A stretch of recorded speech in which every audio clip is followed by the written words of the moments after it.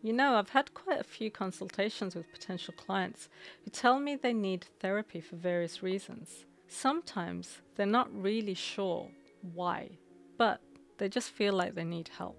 Other times, someone they know has suggested it to them. But today, let's discuss so you can make an informed decision about whether you might benefit from some therapy. So first, what is therapy? The word therapy comes from the Greek therapeia. The root of the word means to treat or to heal. This, in turn, is thought to come from therapon, meaning a servant or attendant, originally implying someone who took care of or served another, particularly in a healing or caregiving capacity. So the word therapy has evolved to refer to any treatment intended to relieve or heal a physical or mental disorder. And when we're talking about psychotherapy, which is what this video refers to, we're talking about working with our mental health and well-being in a focused and longer-term way. I would hazard that therapy should be seen as a necessary aspect of our self-care. Just as we exercise our bodies for physical health and well-being, and we go to our routine medical appointments, including dental care, to service our bodies, I believe we should be doing this for our mental health too. But of course, there are reasons why people don't think this way and deprive themselves of this important aspect of healthcare. I'll give you several of those reasons, and you may resonate with some of them, but I'll also provide reasons to reconsider. Yes, one reason people resist therapy is the stigma attached to mental health care, and how this can make people deny that they need help because they see it as a weak thing. They think they should be able to get on with it and be alright. Imagine if I said you should do that if you had a chest infection or a broken leg. You'd think I'm being ridiculous. But for some reason, when it comes to our brain of all things, and our emotional health, which affects our physical health, by the way, we think it's ridiculous to get help. What an inversion, if ever there was one. And being weak.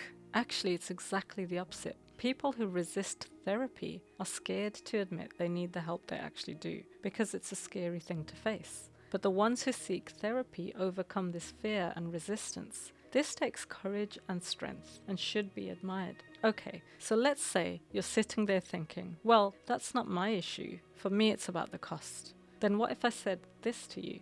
You're essentially saying you aren't worth the cost, or that you don't think you'll get your money's worth. Both are doubts, one of yourself, in which case you definitely should get therapy to help you change this, because trust me, it affects your life in many ways. Or it's a doubt about therapy itself. So to this I say, I've had many clients say that they did not expect therapy to help them as much as it did. And if it doesn't help you, it may be because you're just not ready to fully engage with it, or you don't have the right therapist. But the therapeutic process has been proven time and time again across cultures. It just works. One other barrier though could be that you're uncertain about your needs for therapy. But again, what I always say to potential clients is, they don't have to know what they want from therapy. Yes, it helps, but sometimes we need the space therapy offers to figure out what we're looking for.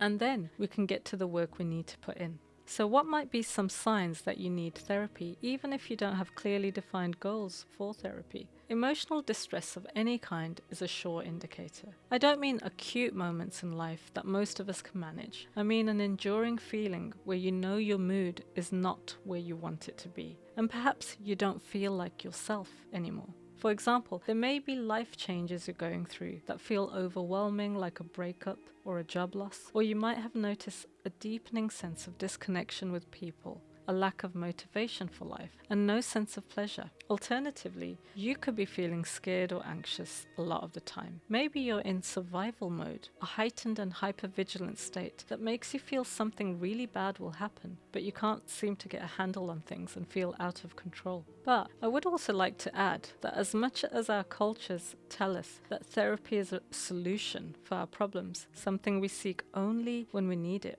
there are also those cultures that have elders or people you can go to for support. I'm of the view that therapy should not be limited to when things are so bad we need help. I think just as we have checkups at the dentist and routine medical scans, we can do the same for our emotional and mental welfare. So I hope one day therapy will be a routine aspect of our self-care, so we aren't neglecting ourselves. We shouldn't think of this as over-dependence, as many may. Instead, maybe we can see this as helpful. Why? Because Children thrive when they have that person around them to help them through life, to support them and celebrate them as well. Why do we think that just because we're adults, we no longer need this kind of care? Please don't misunderstand. I'm not infantilizing adults here.